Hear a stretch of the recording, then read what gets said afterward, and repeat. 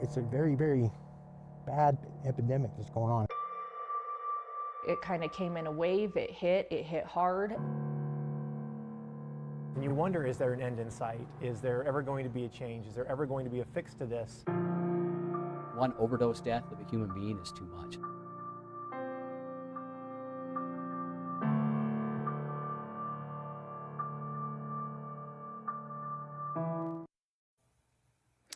Hi, good evening. Thanks everyone for joining us. I'm Fox 13 investigative reporter Taylor Stevens, joined by my colleagues Robin O'Guinye, John Franke, and Nate Carlisle. And together, the four of us have been reporting on the wide-ranging impacts that fentanyl has had on our state. We started working on this series a little bit earlier this year after I read a report from the state that said deaths from fentanyl had spiked 1,136% between 2014 and 2023. And I really wanted to understand what impact that has had and how deadly it has been, how communities have been responding. A reminder that we are taking questions on this series and we'll be answering some questions from viewers throughout this conversation. If you have those, you can throw them in the chat. In the meantime, I'm kind of curious to hear from everybody else that was part of this reporting. What were some of your major takeaways? Nate, what was your major takeaway as we worked on this series? Yeah, Taylor, seizing pills is just one part of the equation. Law enforcement wants to prosecute anyone whose customers die. That's a specific policy of the Utah Fentanyl Task Force and something that sets it apart from, say, previous drug task forces. I think for me, I think everyone needs to put aside whatever their feelings are about drug use in whatever form it is, whether it's for medical purposes or folks who use it recreationally, because the onus really is on the community to help combat this problem. And we'll get into that a little bit more later. But really, there are small ways we can all help. And there are numbers to show that when the community helps, we can put a stop to overdoses. And for me, kind of to piggyback off what Robin just said, it was the human face that we're seeing to this. I think we get the tendency to live in our little bubbles and we don't think it's an issue that affects us or our communities. But what I learned from speaking to firefighters is that it's everywhere, and it can be your next door neighbor. It can be the person across the street. It can be the person you see, while you walk your dog. And it was also striking to me is so many people in Utah in our community, which I guess shouldn't surprise me, are willing to help. We saw that with the Salt Lake City Fire Department chat team. We saw that with the law enforcement officers working through DARE to make sure kids don't fall into that fentanyl trap. So yes, it's affecting a large portion of our community, but yes, there are a lot of members of our community working to solve this problem. Yeah, I would say for me, one of the pieces of this that I was covering was deaths due to fentanyl. And I think just like the sheer number of deaths attributable to fentanyl over the last few years has really stuck out to me. Thousands of Americans dying from fentanyl overdoses every single year, hundreds of Utahns. And we spoke with one woman, Stacy Greenfield, whose husband died from a fentanyl drug that he took. It was an oxycodone pill that was laced with fentanyl. Here's what she had to say about her experience. He went to the drug dealer's house, went in for 45 minutes, came back out, drove about 2 minutes down the road, pulled over, and he never left. That's where he was found dead. The one pill can kill, because it only takes one pill.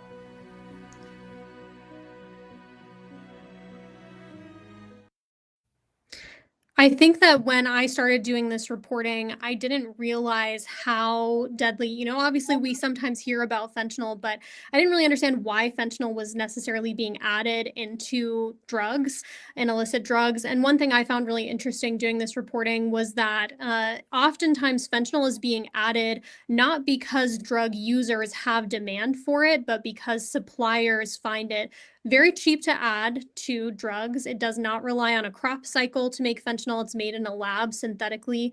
And so, there's no growing season for it. It's very cheap to produce. It can create it can cost only about 1 cent per fentanyl pill for the cartel to make these, but they can sell these pills for $1, $5, in some cases even more. We saw some court documents on the Ute reservation where they were selling for $20 per fentanyl pill. So really high profit margin, cheap to make, easy to add.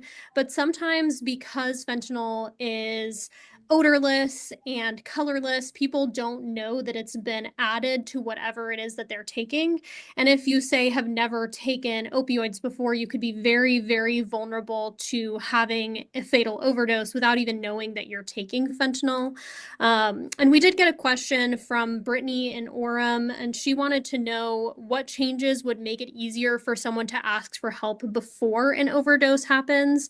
And there isn't necessarily an easy answer to this, but one thing that a lot of advocates told us is that it's an obstacle to asking for help when there's a lot of stigma around drug use. And so they talked about reducing the stigma by having conversations like these, by, trying to make people feel comfortable knowing that if they come forward for help, they're not going to be judged, and that they can receive that help that they need. And so that was one thing that we heard in almost every single conversation that we did, was just how much stigma there is around drug use in the community. Taylor, a lot of your reporting focused on communities that had been hit particularly hard by fentanyl. What we are about to listen to is a few different people from Carbon County just talking about what that's been like. I think most everybody has friends or family that have had an overdose death. We all know people. We've had a lot of loss. Those are people's loved ones, their families, their neighbors, their church members, right? Like, it's all connected.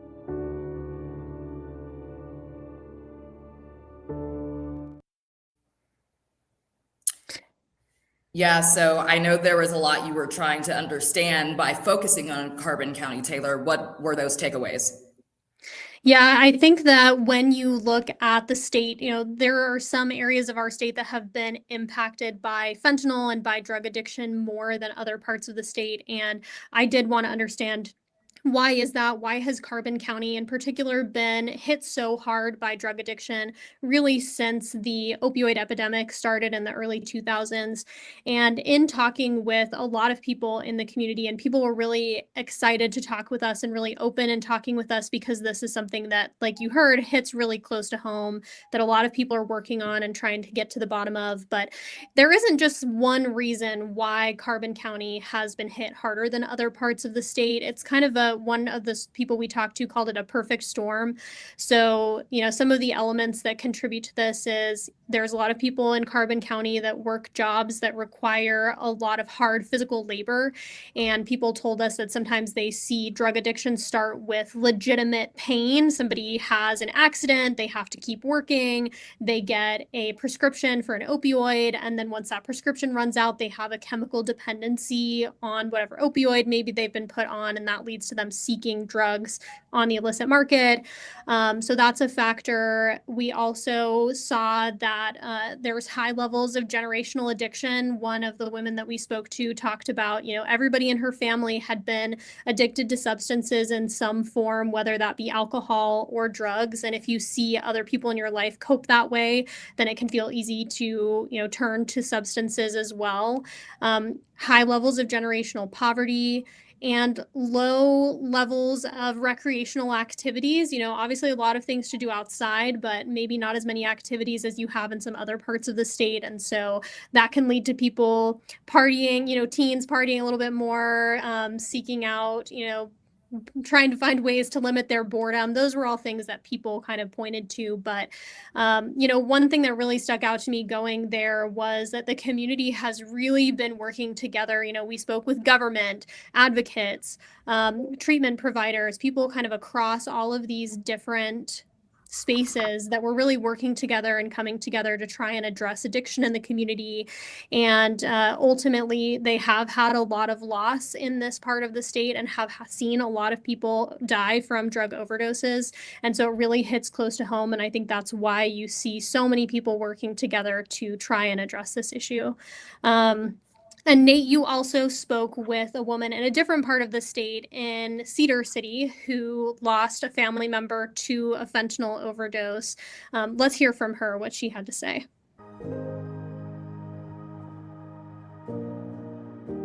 It really is a sickness that pulls you in. And if you let your guard down for a second, like Kylie did. So the fentanyl, took her like that.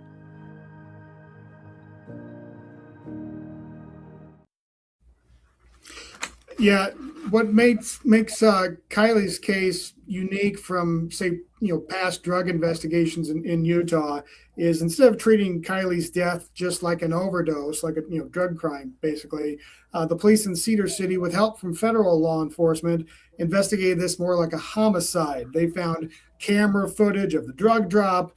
They tracked the suspect's movements. The two suspected dealers eventually pleaded guilty to federal drug charges.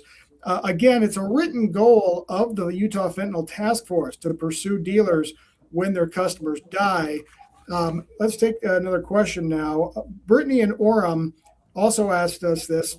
Are arrests alone reducing fentanyl deaths, or do they need to be paired with treatment? Well, Brittany, in my experience, police are the first to say you need a treatment component. The Utah Fentanyl Task Force does pair with some health agencies. Also, in the task force's 2025 report, it recommends increasing funding to not just treatment providers, but also agencies doing harm reduction, such as needle exchanges. John, you spent some time with the Salt Lake City Fire Department and social workers who respond to a variety of issues, including overdose calls. Let's take a look at some of what you saw, John. Okay, so this is a pretty common presentation. An individual that somebody called and said was having an overdose and gave Narcan. How many doses of Narcan did you guys give it? Our city, our police officers actually carry Narcan. And if they show up on a situation where someone's not acting right or normal, they can give Narcan before we even get there and potentially reverse that overdose. Right now, they're just doing a quick basic assessment. You can see she looks like she's nodding off. That's really common with overdose, especially of an opioid. She's actively resisting in some ways as well and not wanting to be physically manipulated. When you're in that overdose state, you're very confused and it's sometimes difficult to understand what's going on around you.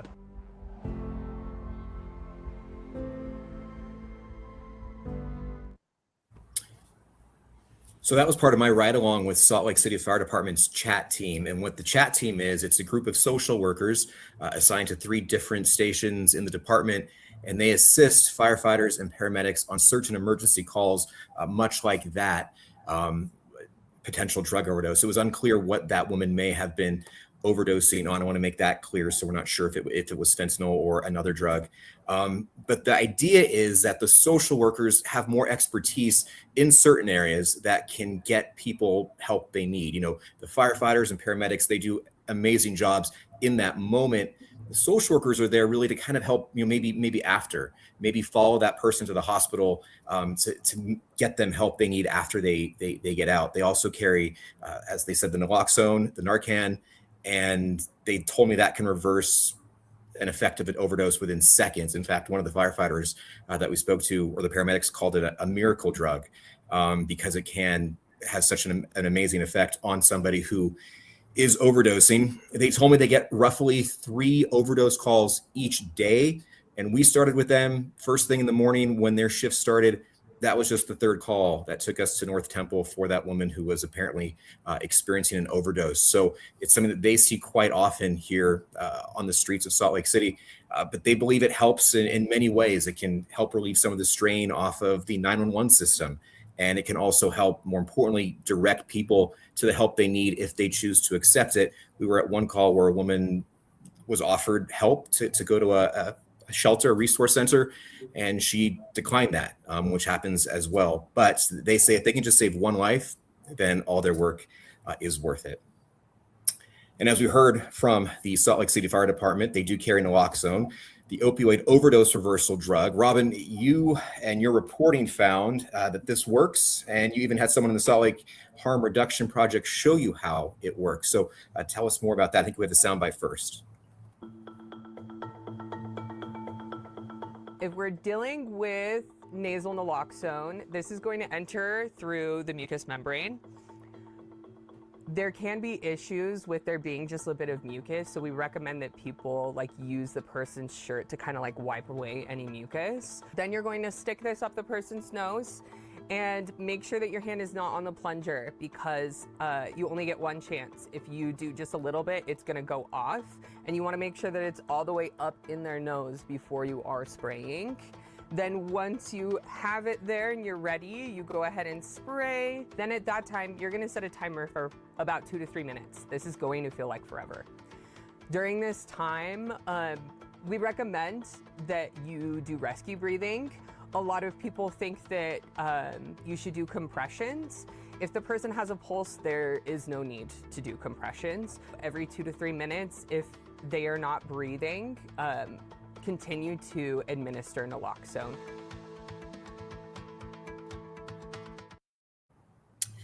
Yeah, so in my story, I talked to Courtney, who was so lovely, and she experienced a lot of loss, has experienced a lot of loss due to overdoses from various drugs. It started with her dad, and then she lost her best friend, someone she had been friends with since she was 9 or 10, and then the father of her child, and then her baby itself also died of an overdose. And so while I was talking to her, one thing I was just thinking about was, if someone around had naloxone, Narcan at the time, you wonder how many people could have been saved, right? So someone in West Valley City, Alicia, thank you for this question. We got a few questions like this, wrote, where can I purchase or get Narcan or naloxone for free just to keep on hand? First, I'll say if you are up for buying it and you just want to make sure you have the right stuff, you can get it from basically any pharmacy, but it's going to run you about $50 to $200 depending. So that option is available. But if you are looking for it for free, it looks like this, by the way, if you can see. A lot of local libraries, a lot of libraries concentrated in the Salt Lake City area will have them. Basically, any of the big branch libraries in any of the cities or towns around here, they do keep it. You'll just have to ask them if you can have 1 or 2 doses to take with you. Many fire stations around our area as well will carry it, so that's always a good resource to have. One thing I do want to mention that I think is really cool is naloxone, even though it does have an expiration date on it, it's still good for about 10 years, even after its expiration date. So, if you grab a couple, keep one in your purse, one in your car, like I do now, you don't have to worry about replenishing it for a while, unless you use them. So once you grab a couple doses, you should be set. Also, the Salt Lake Harm Reduction Project, whom we just heard from, on their website, they have a map of areas and places in the state where you can find naloxone for free. So they are a great resource. And Narcan, naloxone, it falls under what we call harm reduction, basically anything to reduce behaviors that are linked to drug use, however that might look. Taylor looked at something a little bit different. She looked at fentanyl test strips. What'd you learn about these, Taylor? Yeah, so we did interview one man, and I think let's hear from him, just kind of his experience using fentanyl test strips, and then we can talk a little bit about what they are and how they work. I've actually been a witness. I've personally seen several overdoses. It's a fentanyl. Were those fentanyl related overdoses? Yes, ma'am. Yeah, we checked it afterwards. Sort of a retrospective what happened, and we used a test strip, and it was had a lot of fentanyl in it.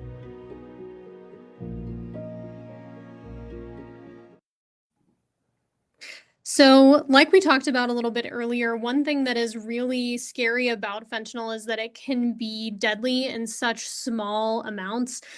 There's some research that shows that just the amount of few, like grains worth of sand, can be a lethal dose, especially if somebody does not have any tolerance for opioids. And so that's kind of where these fentanyl test strips can come in. The fentanyl test strips allow someone to check whether there is fentanyl in their drug supply. And it's a pretty low cost intervention. These cost about $1 each, but there is research that was done in the state. This was a pilot project before they decriminalized these fentanyl test strips. And the state found that when people had access to these test strips, when they were able to test their drugs, that they changed their behaviors as a result of getting a positive response. So they were less likely to use without someone there, kind of like what Robin was saying earlier with naloxone. If someone's there and has naloxone, they can reverse an overdose. They were more likely to use more slowly, more likely to not use the drug at all, to go back to the person that they bought it from and let them know, hey, this has fentanyl in it. And so, it's not clear exactly how many lives might have been saved as a result of these fentanyl test strips, but a lot of advocates really believe in them because they can provide people with more information before they are using a drug, and that can allow them to make different choices. One thing that's interesting with harm reduction tools is often they come under scrutiny or are sort of criticized by people who see them as enabling people to use drugs. And, naloxone is one that a lot of the community has really come around on. You don't really hear as much concern about naloxone, but I would say the fentanyl test strips are one that seem to be a little bit more controversial. The federal government recently cracked down on spending federal dollars on fentanyl test strips. So typically the state of Utah has the Department of Health and Human Services and their Office of Prevention has spent money to buy these fentanyl test strips, which they then kind of distribute to local health departments, to harm reduction groups, so they can get them out into the community. And now they're not able to spend those federal dollars on that anymore. Their office is primarily funded with federal dollars. And so they told me back in June that they had about a 6-month supply of fentanyl test strips. And once that ran out, it would kind of be up to these individual harm reduction groups to find other ways to fund them. We did get one question from Marcy in Syracuse about these fentanyl test strips. She said, I heard that you can get free fentanyl testing kits. Does one need to test medication one gets from the pharmacy?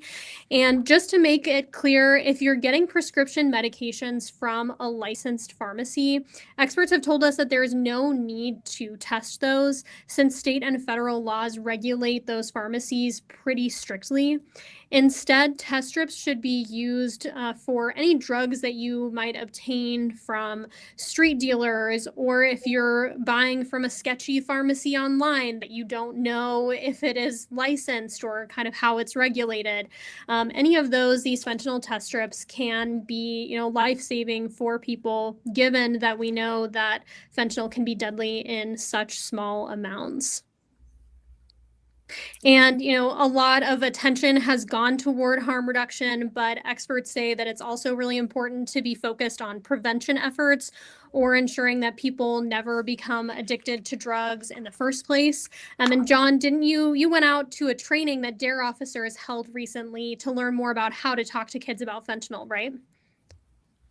I did. I believe we have a quick soundbite here to play from one of the police officers that we spoke to. When you're faced with some of the hard choices, because you're going to get that in life, that you guys have the tools that you need to make a good choice when those hard choices come up. Like if somebody does offer you drugs, or if somebody asks you to share an image on social media.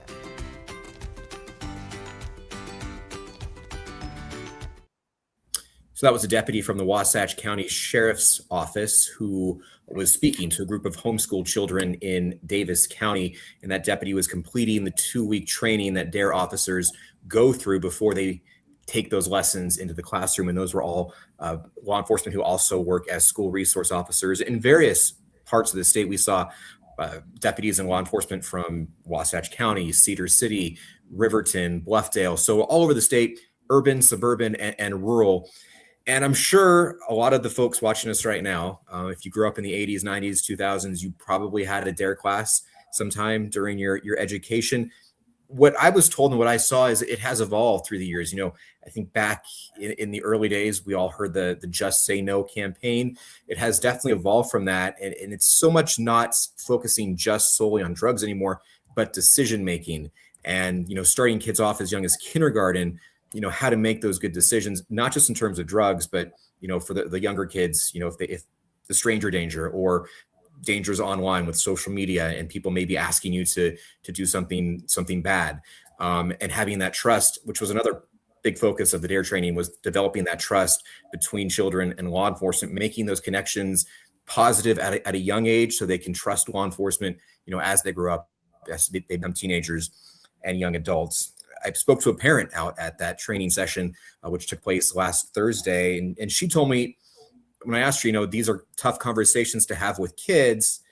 Are you happy that these officers are addressing them? And she says, well, actually, they shouldn't be tough conversations. And in her household, they're not tough conversations because they're so important. Her main takeaway was it's another mentor who is reinforcing what we are teaching our kids at home, and a second voice really kind of giving that message to kids on how to make those good decisions to stay away from things like drugs. And my final point on this is we spoke to an officer who was out from California because it was a regional training for the entire West. She works with middle schoolers, and we asked her, you know, if fentanyl is an issue in the middle schools. And she says, not yet. You know, it's not an issue with the middle school students, but there is so much information out there. They're on their screens so much all day. They know about fentanyl and they do have questions. And so some of the training the officers receive helps them answer those questions to those kids who might come across it. You know, if you're in middle school, you're 12, 13 years old, you know, they might come across it in 2, 3, 4 years. So they want to make sure that they're answering those questions properly when the kids ask them, because we know the kids are exposed to so much and they do have so many questions. Yeah, I'm seeing a question in the chat from Brittany on Facebook, and she asked, if you could change one thing about Utah's response to fentanyl tomorrow, what would it be and why? And as you were talking, John, you know, I was thinking that's something that came up a lot in my conversations with people about fentanyl is sometimes we get really focused as a community on, you know, being very like responsive to people that are addicted to drugs right now. How can we help get them, keep them alive? You know, these are very important questions. Harm reduction is very focused on that issue of like, how do we help people that are struggling right now? But everybody that I talk to says, you know, prevention can be harder to measure because how do you know that your prevention efforts kept, you know, someone from getting addicted to drugs or helped them, you know, never kind of go down that path? But I think in so many things in our state and so many complex issues, we end up putting out a lot of fires rather than focusing those dollars on prevention efforts before these problems become, you know, a bigger issue. And so it seems like that DARE program that you went is one of those ways that we are trying to focus on prevention. Do you think that's accurate? I do, and I'll take that a step further with my first story in the series, which was the chat team with Salt Lake City Fire Department. You know, you mentioned that, you know, a lot of the response is putting out the fires and you know, getting the Narcan to the person who may be having an overdose to help them in that moment. But what happens to them after that? You know, is it going to continue to be a cycle? And I think what that chat program does so well is they do follow up with the patients, the victims of these drug overdoses, to see how they're doing. They offer them help to kind of break that cycle of addiction. And what's I didn't mention earlier is that chat program is only in 1% of fire departments across the country. It is because it's very expensive. Obviously, they are employing nearly a dozen social workers to go along with their firefighters and their paramedics. So it is a very costly program, but it's an investment. Really. It's not just helping people out in that moment, which is critical. It's helping them out afterwards, following up. I think that's the biggest takeaway that I received from that chat program. And Taylor, we should point out too, there is some evidence of success. You know, deaths have declined in Utah over the last 2 years. So That's something actually the task force is touting, both in terms of, not just arrests made and pills seized, but how many people have actually died. And they take lower number of deaths as some metric of success. Yeah, and I think, when I spoke with the Department of Health and Human Services, they also mentioned their education efforts. And again, that prevention focus on helping people understand how deadly fentanyl is, testing drugs, not taking anything that you don't know where it has come from that hasn't been prescribed to you at a pharmacy. And so, there are signs that all of these things are effective. I think a lot of people would say we need to put more emphasis and focus on prevention, but definitely signs that these things are working. I think as we wrap up here, we'll give, just another minute if anybody has any last questions that they want to ask. And maybe, if there's anything that we didn't have a chance to talk about that any of you would like to mention as we kind of wrap up here. I think one thing I would want to reiterate, just kind of piggybacking off of what you just said, Taylor, because when I spoke to the folks at Harm Reduction, they said, both of the people I interviewed said a lot of times they will offer people when they're doing outreach events, Narcan, naloxone, and people will say, oh, I don't do drugs. And the thing is, you can't naloxone yourself, right? So I just want everyone to remember when it's offered to you, it's not about you, right? It's really about taking care of the person who it could be. And I mean, you just never know what can happen, where you'll be, whether it's a concert or out at the park or any place where someone could have the potential to overdose, right? It's just good to keep that in mind. If it's offered to you, take it, because it's not going to be used for you. Yeah, you never know. Anything on your mind, Nate? Anything we haven't talked about? Well, I don't think anyone has a vision of Utah arresting their way out of the fentanyl crisis, but for those that are arrested, I mean, there's penalties here. The two drug dealers I talked about that pleaded guilty to federal charges, one got sentenced to 12 years in prison, the other one to 15 years in prison. I mean, there's just a bad economics here on the dealer side if they do get caught. John, any final thoughts? Yeah, I just think, removing the stigma is so big. And I go back to something that Chief or Division Chief Kyle Lavender told me was these are good people that are falling into this, and they don't deserve to be stigmatized. And I think when we realize that, I think that's when we can really start to help people. These are good people who we are losing, unfortunately. And the good thing is that we are seeing so many people like Division Chief Lavender who are investing so much time and resources into trying to fix this problem, because, as he mentioned to me, he had a neighbor who fell into fentanyl addiction.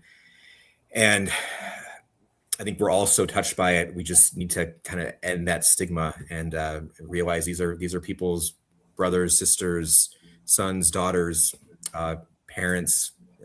These are good people who we're losing, unfortunately. Yeah, I think just to kind of reiterate, John, your interview with the fire chief, he talked about seeing, I think, like moms and dads and people that, I think sometimes people have this idea of what does it look like to get addicted to drugs. And I think what all of us have seen in this series as we've been reporting on these issues is that it really can happen to anyone, and that it's not necessarily a moral failing. I think often in our society and in our community, we see it that way, or we act like it is that way. And, like I was talking about in Carbon County, there's so many people who started with legitimate prescriptions and then from there got addicted, had a chemical dependency that your body has that you are trying to address, and in some cases can even be life-threatening if you don't get some of those chemicals in your body. And so I think that was one thing that really stuck out to me, was that this really can happen to anyone, and reducing that stigma and understanding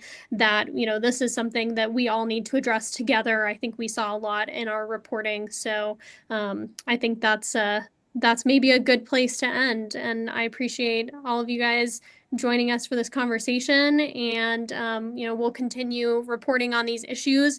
If there are other stories that you'd like to see us cover, whether it's about fentanyl or other topics impacting Utah that you think deserve a deep dive, you can email us at iteam@fox13now.com. That's ITEAM at fox13now.com. And thanks everybody for joining us.